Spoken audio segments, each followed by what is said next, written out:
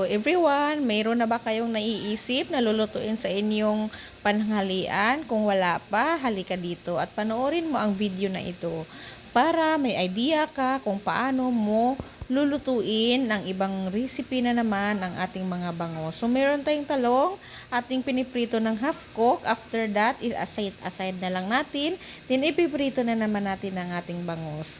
Ituturo ko sa inyo guys ang another recipe ng bangos. Ito'y siguradong mapapa-only rice kayo. So pag naprito na ang ating bangos, isisit aside naman natin ang ating bangos ngayon dahil ipiprito na naman natin ang ating mga lamas. Alam mo ba guys, matalsik talaga ang bangus pag piniprito, no?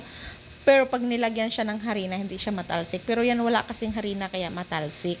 So, ayan na, no? Piprito na natin ang ating lamas, kagaya ng kamatis, sibuyas, at saka bawang. Din isit aside na naman natin yan.